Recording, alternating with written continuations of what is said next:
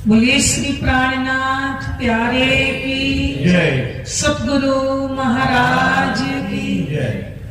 तो प्राणधर सुंदर साथ जी थोड़ी देर, तो प्राणधर सुंदर साथ जी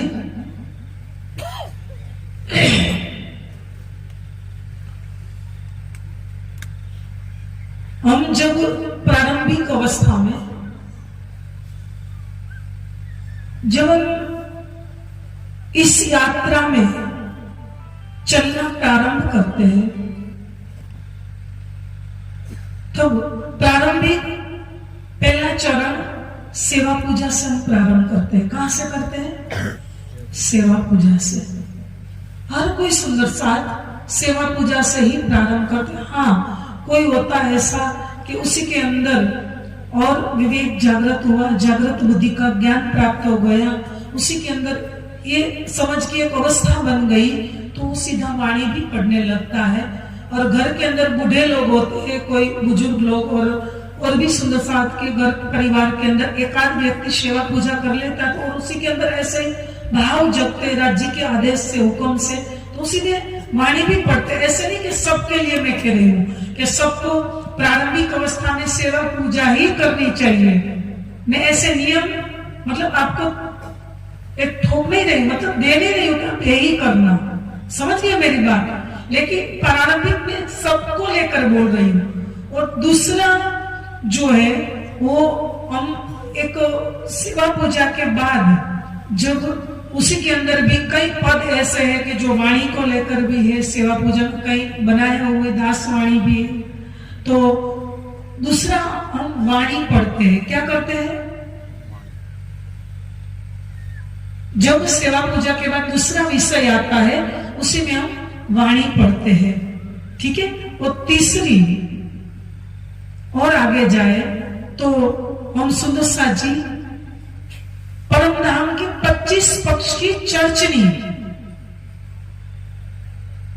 ऐसा नहीं कि सबको सीखना जरूरी है, यहाँ सीखना जरूरी भी है, मैं उसको मना नहीं कर रही, लेकिन जिसको दूसरे को सिखाना, ध्यान से सुनना, जिसको दूसरे को सिखाना है तो वो जरूर हिसाब किताब के साथ, गिनती के साथ सीखे। लेकिन ध्यान से सुनना, दूसरे को सिखाना नहीं है, सिर्फ आपको ही सुख लेना है या आपको दूसरे को समझाना है। तो आप गिनती के हिसाब में उसी में ना पढ़िए, क्योंकि बुद्धि के धरातल पर गिनती के हिसाब में आप दौड़ते रहेंगे ना तो आप प्रेम में चिंतन नहीं कर पाओगे, आप प्रेम के भावों में नहीं डूब पाओगे। क्योंकि जब तक बुद्धि चलती रहेगी, हमारा दिमाग चलता रहेगा, मन चलता रहेगा, तब तक ये यात्रा में पहुंचना मुश्किल हो जाएगा। क्योंकि वहां तो मन, वाणी, बुद्धि, चित्त, ये सबसे परे ये आत्मा की राह है, ये आत्मिक धरातल पर ही वहां पहुंचा जा सकता है। आप समझ गए इतनी बात? तो तीसरी चीज मैंने बताई 25 पक्ष, ठीक है। आप सीखो, मैं दो चीज रखती हूँ, सीखना चाहिए। हमारा जो 25 पक्ष से आप पढ़ा, वाणी में भी राज्य ने बताया, तेमा जिल जो रात ने दिन प्रगट कहिया से पादरा तुम ग्रह जो सौ साथ। ऐसे 25 पक्ष की कई जगह वाणी के माध्यम से राज्य ने चौपाई बताई है, ठीक है। तो ये 25 पक्ष तुम लीजो दिल में, कई जगह ऐसी ऐसी अलग अलग चौपाइयां हैं।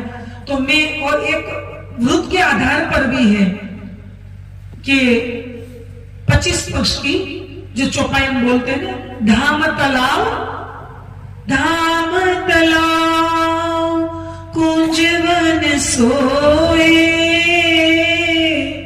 मानिक नेरे वन की जो होए।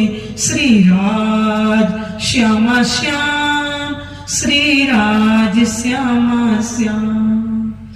पश्चिम चुगान बड़ो वन कहिए, सिपुखरा जी जमुना जी लइए। श्री राज श्यामा श्याम, श्री राज श्यामा श्याम। फिर आठों सागर आठ जिमी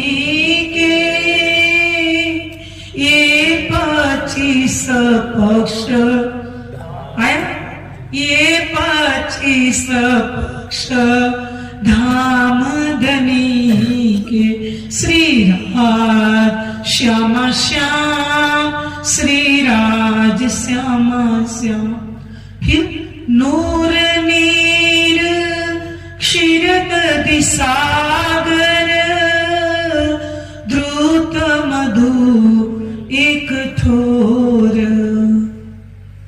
बोला ना, नूर नीर क्षीर दधि सागर, द्रुत मधु एक ठोर, रस सर्व रस सागर। फिर लास्ट का चरण आप बोलो,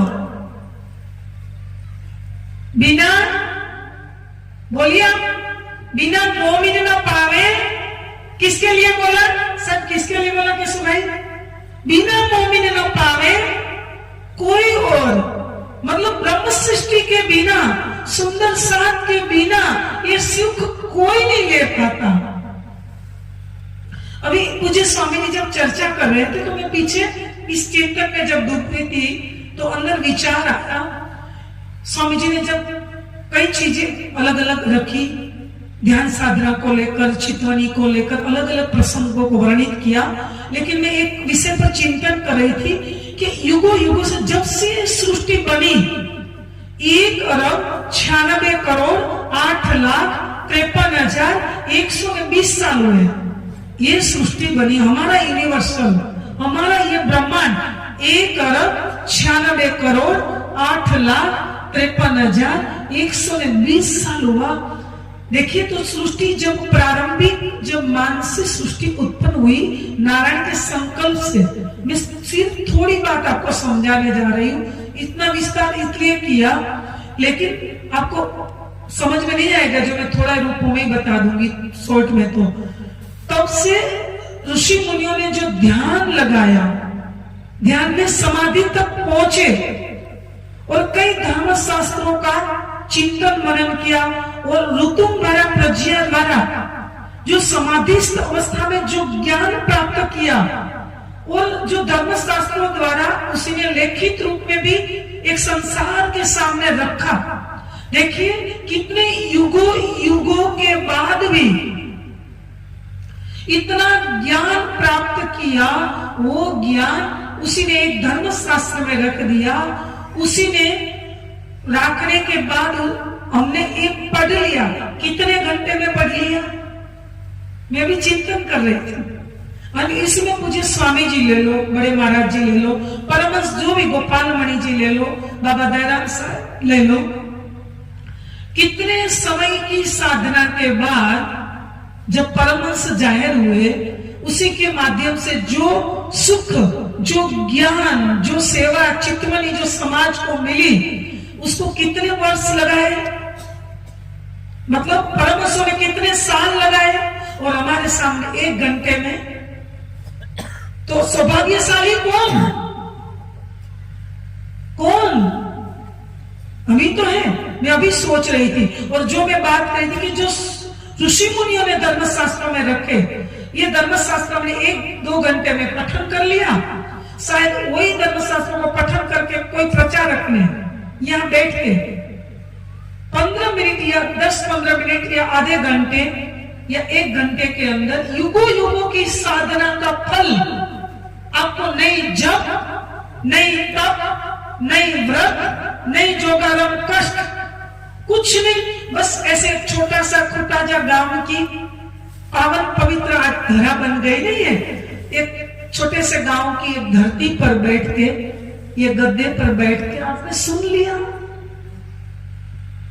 उसने जंगलों में, पत्ते पर, कई कंकड़ में, कई पत्थरों में, पता नहीं कई पहाड़ों में, कई नदी के तट पे, कई हिमालय की ठंडी बर्फीली मौसम में, मतलब वहां तो बर्फीली रहती है, मतलब बर्फ की बीच में बैठ के भी मैं अभी सोच रही थी, वहां बैठ के जो साधना लगाई और आपने 5 मिनट में पा लिया।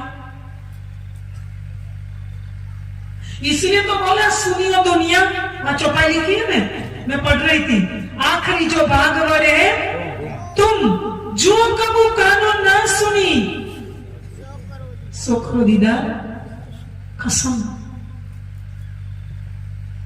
तो हमारा कितना बड़ा सौभाग्य सुंदर साथ जी, इतनी देर में हमने पढ़ लिया। तो देखिए ये अंतिम जो समय चल रहा है ना कलयुग का, ये वाणी आने के बाद भी 400 साल के बाद जो अंतिम, तो उसी में मैंने 25 पक्ष की अभी बात रखी ना अंतिम। तो ये चर्चनी, ये आपने कदाचित सीख ली, कोई बात नहीं, सीख लो। फिर आप प्रेम में चितवनी में डूबो।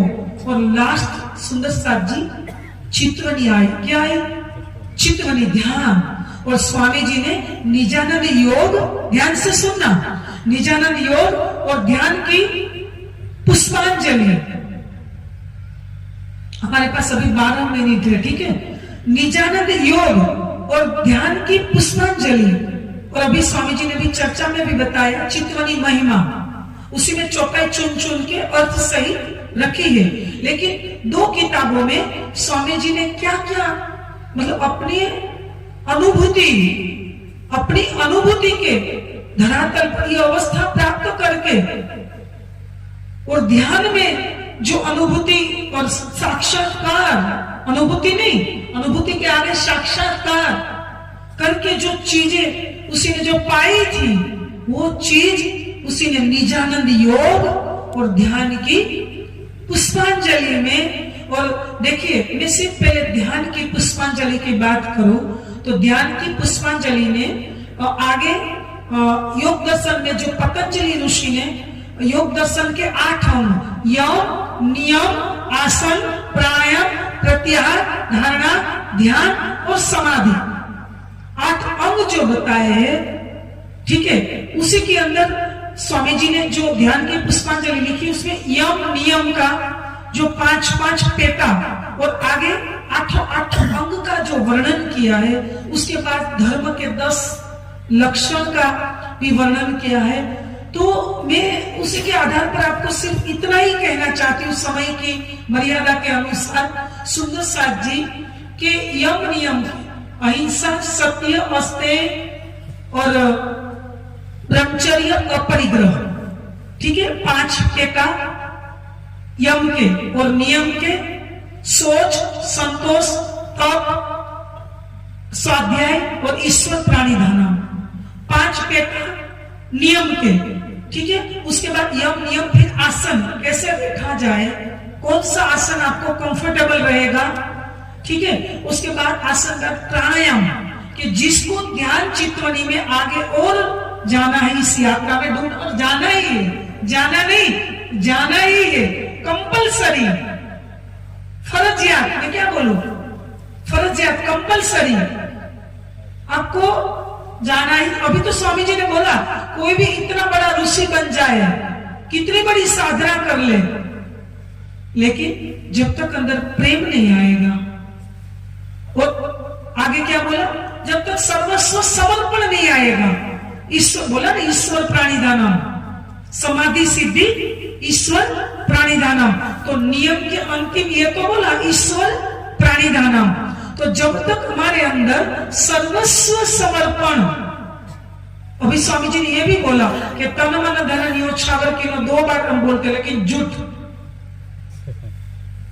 सच में मैं तो अपने पर जब घटित करूंगी तो हम झूठ बोलते हैं, दोनों टाइम, सुबह भी बोलते हैं और शाम को भी बोलते, दोनों बार बोलते हैं। कंचन, ये पूर्ण ब्रह्म, ब्रह्म से न्यारे, ठीक है।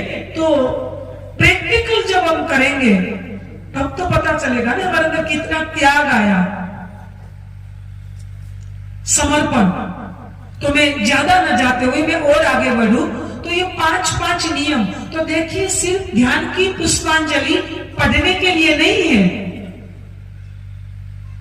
ये प्रैक्टिकल चलने के लिए हमारे लिए लिखी है। आप चितवनी की महिमा या उसी की गरिमा या चितवनी की प्रक्रिया आप मोबाइल के माध्यम से सुन तो लेते होंगे या चितवनी करते भी होंगे, प्रैक्टिस आपके अंदर ये अभ्यास बने, करते तो होंगे, लेकिन प्रैक्टिकल जब जीवन में आप आत्मसात करके चलेंगे तब पता चलेगा कि अहिंसा किसको कहते हैं। मान लो हम सिंपल उसकी व्याख्या करेंगे, परिभाषा, तो किसी को न मारना अहिंसा, किसी को मारना ये हिंसा है।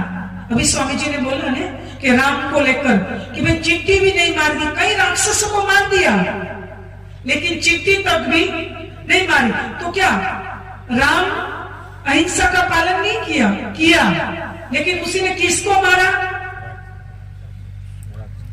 दुष्कर्म को, मतलब दूषित जो कर्म कर रहे थे इन लोगों को, राक्षसों को मारा। तो उसी ने कोई गुनाह अपराध नहीं किया लेकिन चिट्ठी भी, बेगुनाह को चिट्ठी भी नहीं मारी, निर्दोष व्यक्ति को नहीं मारा। तो मैं क्या कहना चाहती हूं, ऐसा नहीं कि राम को युद्ध के लिए जाना पड़ा तो उसी ने नहीं किया, उसी ने राक्षसों को मारा, अच्छे लोगों को नहीं मारा या चिट्ठी नहीं मारी। लेकिन हमारे लिए तो जीवन में घटित होगा ना। हम भी तो, आप यहाँ बैठे हो, ठीक है, मैं एग्जाम्पल दूं, आपकी किसी के साथ आज बोलचाल हो गई, थोड़ी मतलब बहस हो गई, विवाद हो गया, आप बैठे हो यहाँ, लेकिन सोच रहे हो क्या अभी मैं खड़ा होगा ना, जाके पहले उसको चाटा मारूंगा।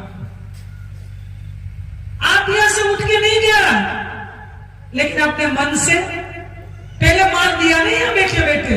मैं कई बार अपनी चर्चा में बोलती हूं कि अमृतसर की वाघा बॉर्डर पे जाने की हमको जरूरत, अमृतसर की वाघा बॉर्डर के जाने की जरूरत। हर पल अंदर से मारते रहते, हर पल लोगों के प्रति घृणा, ईर्ष्या, द्वेष, राग, काम, क्रोध, मत्सर जो है ना अंदर, जो विकार, सट विकार, तो मारने के लिए दूसरी जगह सोई जाना पड़ता है। यहाँ बैठे बैठे कितने लोगों को मार, ये बहनों को कह देवरानी जेठानी में एग्जाम्पल है। आप तो बहुत अच्छे हो, आप बहुत अच्छे हो, क्योंकि कल चितवनी में फिर नहीं आओगे ना, ठीक है।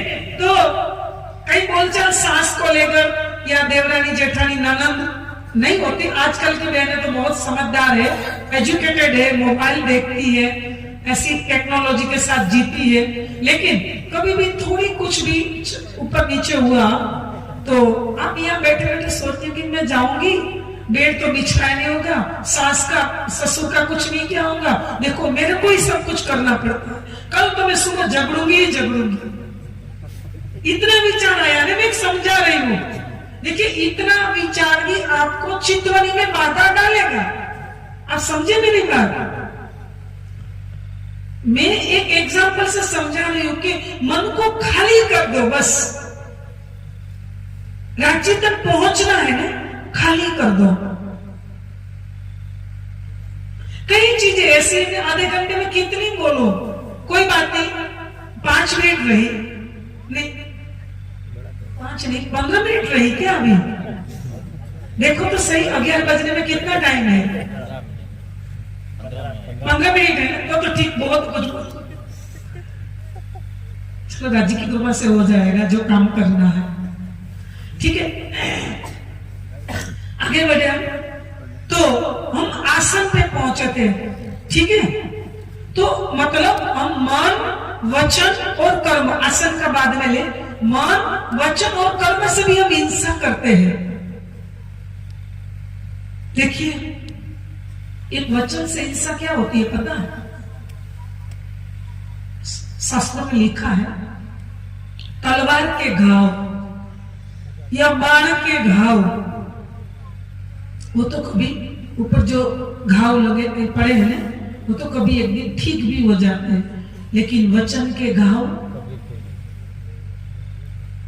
मरते दम तक जाता।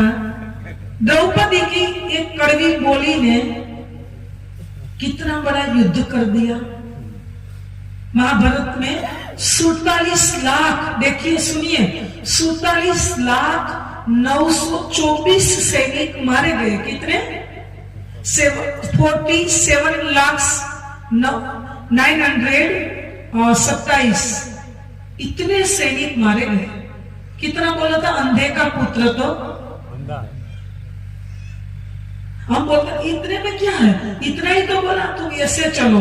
अरे भाई तुम ऐसे बोलो, इतना बोलो नहीं भाई, तुम ऐसे चलो ना, कितनी देर लगती है।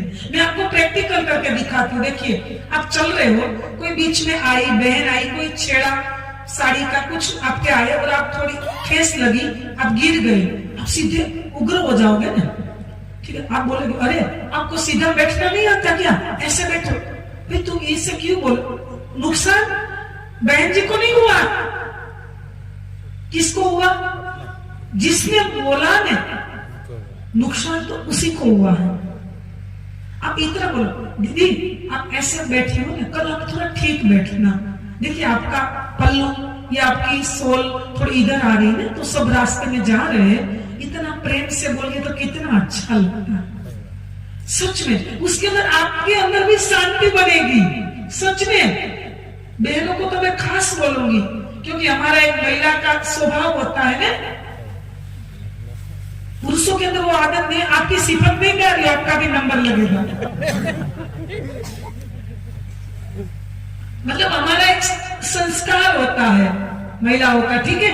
तो आप बस शांति से, चाहे घर में सास हो, ननद हो, ननद को बहन क्यों नहीं मानते, सास को मदर मतलब माता क्यों नहीं मानते, आपका भाव ये क्यों नहीं बनता कि ये मेरी माँ है, ये मेरी बहन है, तो कितना पूरा व्यवहार वातावरण कितना सुंदर बन जाता, आपको भी घर में रहने का आनंद मिलता। मतलब मन, वचन और कर्म, देखिए कर्म से भी, हाथ से हम कोई कर्म ऐसा कर देते हैं तो आपको एक प्रश्न उठेगा कि हमने चना बोया है, गेहूं बोया है, या मैंने आई तब देखा क्या उसमें हम दवा से छिड़काव करते, पंप से, तो बहुत से जीव को कर्म से मार देते हैं, तो क्या दीदी पाप नहीं लगेगा? आपके अंदर प्रश्न उठेगा, ये कर्म तो हुआ ना हमारे से, कर्म तो हुआ ना। लेकिन जैसे मैंने अभी बताया ना, ये हमारा एक रोजी रोटी का एक आधार है। राज्य ने प्रकृति के अंदर ऐसे व्यवस्था की है।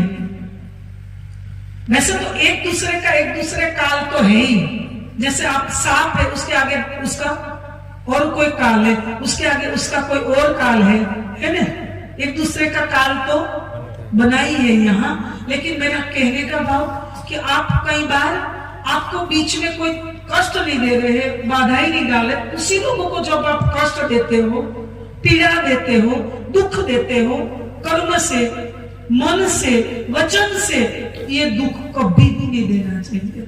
आप ब्रह्म सृष्टि को क्या प्रण ले लीजिए राज्य के सामने कि मैंने अभी तक जो भी मैंने जुबान से बोल दिया, हाथ से कर्म कर दिए, या मन से किसी का बुरा, किसी का गलत सोच लिया, तो हे राज्य आज मैं आपके सामने यही पंडाल में पहले दिन ही मैं संकल्प लेके जा रही हूँ कि धनी, या जा रहा हूँ कि धनी मैं जीवन में कभी भी, और आप रोज बोलते हो कोई देख का साला तुमको, तुम रोज बोलते हो ना, आपका भी नंबर आया, बोलते हैं ना रोज, तुम देख का साला तुमको नहीं, सॉरी, कोई देख का साला तुमको, तुम भला चाहिए दिन, स्वर्ग धाम की ना छोड़ियो, सूरत पीछे फिराओ। आपको कोई कितना भी कसाला मतलब दुख दे, लेकिन आप उसका भला इच्छो। भले आपकी राह में कोई कंकड़ बिछाए, कंटक बिछाए, लेकिन आप उसका फूल बनो। सच में मैं महिलाओं को भी आज एक कहूंगी, उसी को लेकर मेरे अंदर भी एक उपदेश जाएगा ना, एक संदेश जाएगा कि मैं भी कहीं गलती कर रही हूं, ऐसा नहीं कि मैं पूर्ण हूं, तो मैं भी अपने जीवन को सुधारूंगी, बदलूंगी।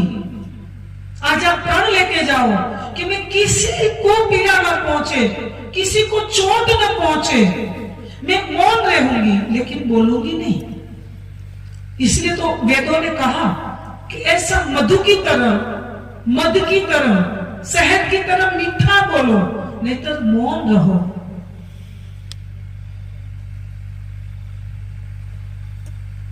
हमने मोहम्मद साहब के जीवन की घटना भी सुनी होगी।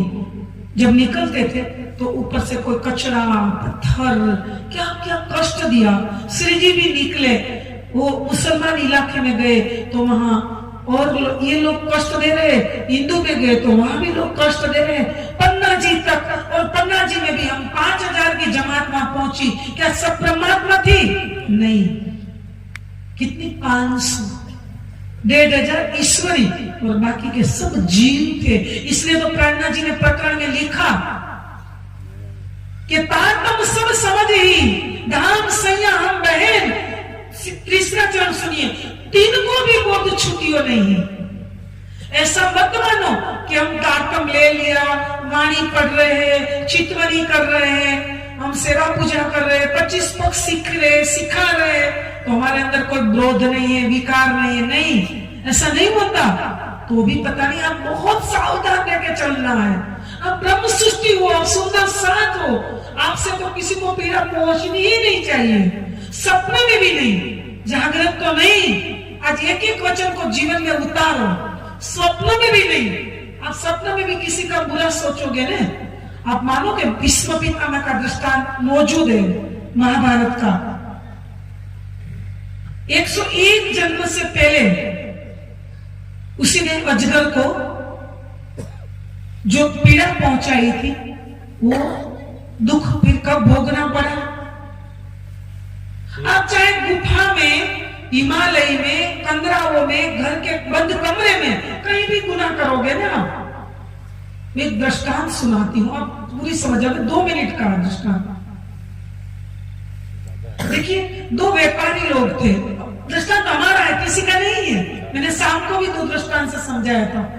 2 व्यापारी लोग एक शहर में गए कमाने के लिए, धन संपत्ति, ठीक है। वहां बहुत धन संपत्ति कमा के फिर वापस लौट रहे थे। रास्ते में चल रहे थे, तभी तो पैदल चला जाता था, तो चल रहे थे। कहीं एक जगह रात हो गई, जंगल था घना, पास में कोई गांव दूरी पर पड़ता था। तो एक व्यापारी के दिल में आया कि चलो हम दोनों थोड़ा सुलह कर ले, बातचीत कर ले थोड़ा, और आप ऐसा करो, आप यहाँ थोड़ा धन संपत्ति की देखभाल करो जो कमा के शहर से लाए थे, आप उसकी देखभाल करो, क्योंकि यहाँ चोर डाकुओं का डर रहता है। और मैं थोड़ा पास के गांव में थोड़ा राशन तेल कुछ लेके आऊं, हम दोनों की रसोई बनाएंगे और खाना खाएंगे। तो बेचारा वो तो पवित्र दिल का था, उसने बोला हाँ ठीक है, मैं यहाँ देखभाल करता हूँ, आप जाओ, ठीक है। तो दूसरा व्यापारी बाजार में, थोड़ा गांव था पास में, गया, वहां थोड़ा राशन तेल कुछ खरीदा। ये किसका विचार की बात करिए, बोलिए ना, किसकी बात है? व्यापारी की या हमारी? हमारी है ये। तो राशन खरीद रहे थे, मन में बुरा विचार आया, पाप आया मन में। क्या आया? पाप। कि इतनी धन संपत्ति इतने सालों के बाद हमने कमाई है और दोनों का हिस्सा बंटवारा करना पड़ेगा, इससे अच्छा यही है मैं राशन खरीद रहा हूं, साथ साथ 20 भी। देखिए, ध्यान से सुनना इस बात को। आप 20 नहीं खरीदोगे, लेकिन आप किसी का गला काटने में जरा भी देर, गला में कोई छड़ी से, चप्पू से नहीं। सुनिए, बोले कि 20 भी खरीद लूं, थोड़ा 20 भी, कोई गोली ले ली, आया, भोजन बनाया जंगल में, अपना अलग किया, फिर थोड़ा मिला के उसको खिला दिया। जो बेचारा वो देखभाल कर रहा था, थोड़ी देर तड़फा, वो मर गया। मरने के बाद देखिए क्या अभी खत्म नहीं हुआ ये प्रसंग।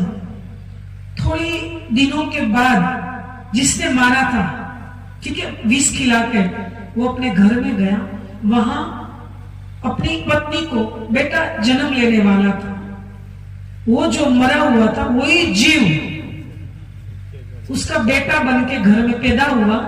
पैदा होने के बाद 5-10 साल का, थोड़े मतलब 10-11 साल का हुआ, इतना बीमार हुआ कि जितनी धन संपत्ति कमा के लाए थे ना, उसका बंटवारे का हिस्सा, तो चलो हिस्सा देना था, वो तो अपनी कमाई हुई, बंटवारा सिर्फ नहीं हुआ, अपनी कमाई हुई संपत्ति लगा दी। कितना अपना धन लगाया, और भी धन गांव से ले लेके लगा कि बच्चा ठीक हो जाए, लेकिन ठीक नहीं हुआ।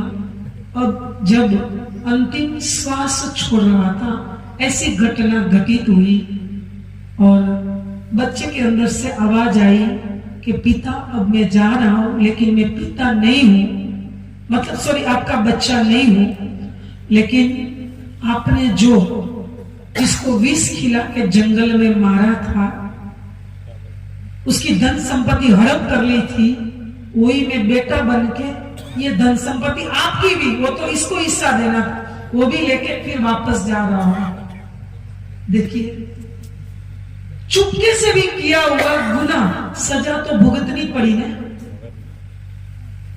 इसलिए हमारा नसीब का, नियत का, मैं हर मंच में कहती हूं साहब कि चाणक्य ना बनो, लेकिन थोड़ी नीति तो रखे हम, समझे? चाणक्य नहीं बनना, नहीं बनेंगे हम चाणक्य, कभी भी नहीं बनेंगे। दूसरा चाणक्य पैदा होता ही नहीं, उसके गुण आते थोड़े कुछ। क्या हम सरकार से बन पाते? क्या हम स्वामी जी बन पाते? लेकिन उसके थोड़े गुण तो ले पाते हैं, समझे आप? तो मतलब कहीं भी किया हुआ गुनाह भी क्या होगा, उसकी 2 ही मिनट रही, उसकी सजा तो भुगतनी पड़ेगी पड़ेगी। सुंदर साथ जी, तो मन वचन कर्म से, तो यम नियम आसन, आपको जो कंफर्टेबल रहे वो आसन पे आपको बैठना, मैं सुबह बताऊंगी, ठीक है? वो सिर्फ अभी चर्चा ले लेती हूँ। फिर प्राणायाम, देखिए प्राणायाम तो ऐसा नहीं कि ऋषि मुनि करते थे, ऐसा नहीं योगी जन करते थे, ऐसा नहीं तपस्वी करते थे। अरे हर एक को, मैं तो जब तक मानती हूं तब तक 25 साल के बाद, या चलो ज्यादा से ज्यादा 30 साल के बाद, तो हर एक को आसन प्राणायाम करना चाहिए और करना ही चाहिए। सुंदर साजी, क्यों? मैं बताती हूं। जब तक आसन प्राणायाम नहीं करेंगे ना, तो हमारी जो अंदर नाड़ियां चलती है ना, वैसे तो 3 मुख्य बताई, इंद्रा, पिंगला और सुषुम्ना, ठीक है? सुषुम्ना जब प्रवाहित होती है, मैं ज्यादा साधना की ओर नहीं ले जाऊंगी, वैसे तो मैं आगे बहुत कुछ कहना चाहती थी कि आज संसार की कई पद्धतियां चल रही है जो स्वामी जी ने निजानंद योग में बताया। मैं यहाँ ये बात जोड़ देती हूँ कि निजानंद योग में कई पद्धतियां स्वामी जी ने बताई, राजयोग, मंत्र योग, तप योग, ऐसे कई संसार की पद्धतियां चल रही है। उसी में से स्वामी जी ने विपस्यना योग, ठीक है, ऐसे कई योग की चर्चा की है, वो क्या लिखा है निजानंद योग में। और संसार की पद्धतियां और भी बहुत चलती है, मंत्र योग, नाद योग, जप योग, तप योग। लेकिन हमारा योग क्या, कौन सा योग है? निजानंद योग। उसी में स्वामी जी ने 2-3-4 पेज के आगे एक लिखा है, मैं यहाँ बात आई तो जोड़ देती हूँ क्योंकि समय नहीं है, ठीक है? तो उसी में संसार के आज योग दर्शन के अंदर भी मतलब बताया है, ज्यादा मतलब समय तो नहीं रहा, लेकिन हो गया 11, तो भी ये बात थोड़ी पूरी कर दो। मैं आपके लिए एक 5 मिनट लेती हूँ, ठीक है, ये प्रश्न पूरा करने के लिए। सुंदर साथ जी, उसी में स्वामी जी ने जो वर्णन किया है कि और 5 जो शब्द है ब्रह्मांडीय, ओम, सोहम, निरंजन, शक्ति और ररम, ठीक है? और 5 जो ब्रह्मांडीय शब्द है, और कहां कहां पहुंचते हैं, तो क्या क्या सुनाई देता है, मैं थोड़े ही शब्दों में बता देती हूँ, ज्यादा नहीं। मान लो क्या दुनिया की जो पद्धतियां चल रही है, कोई यहाँ भ्रकुटी में ध्यान करवाते हैं, कोई यहाँ त्रिकुटी में ध्यान करवाते हैं, बोलते हैं शिव जी के 3 नेत्र खुल जाएंगे, और कोई यहाँ ब्रह्म गुफा में, कोई यहाँ ब्रह्मरंध्र में। तो मान लो यहाँ 10वां द्वार, ठीक है? कबीर साहब ने विजय ग्रंथ में लिखा कि 9 द्वार संसार का, 10वां योगी तार, एकादश खिड़की खुले तो अग्र महल सुख सार, ठीक है? 9 द्वार संसार का, तो हमारा 9 द्वार, 2, 2 4, 5, 6, 7 और 2 गुदा, ठीक है? तो ये 9 द्वार देखिए, 2, 4, 6, नाभि 7 और गुदा और मूत्र से, ठीक है, 9 हो गए।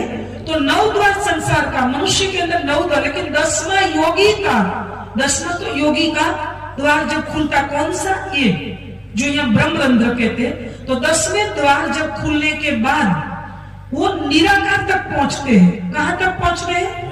निराकार तक पहुंचते हैं। बस थोड़ी अपनी पद्धति जोड़ देती हूँ। तो यहाँ निराकार तक की पहुंच, मतलब शरीर भी यहाँ खत्म हुआ ना, ये चरण है, ये पाताल है, ये नारायण यहाँ खत्म हो जाते, तो निराकार नारायण यहाँ खत्म हो गए, ठीक है।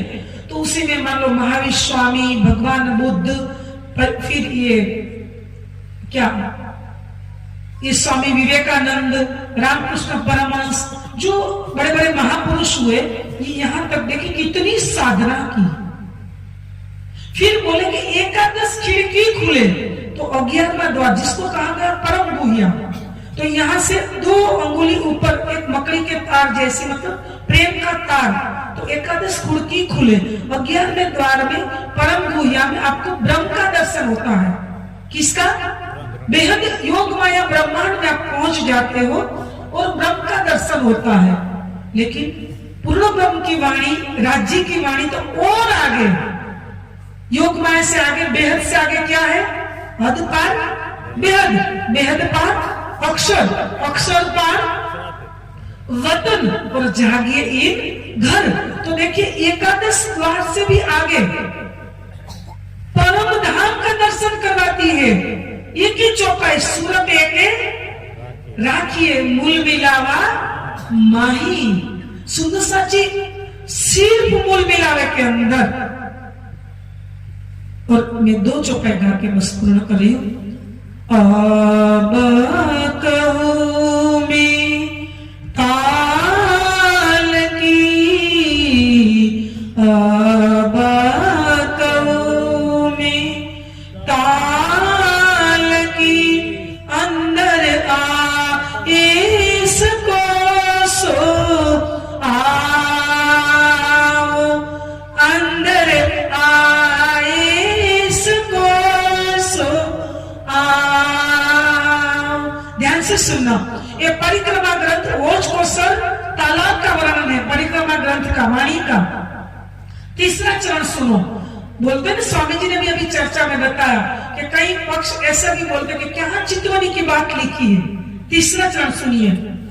जो वे रूह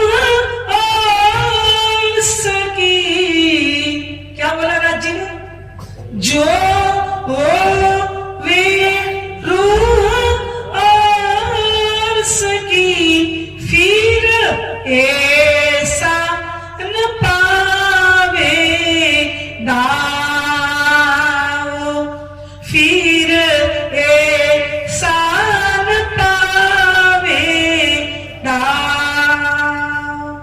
राजी ने कितना सुंदर बोला इस वाणी के माध्यम से।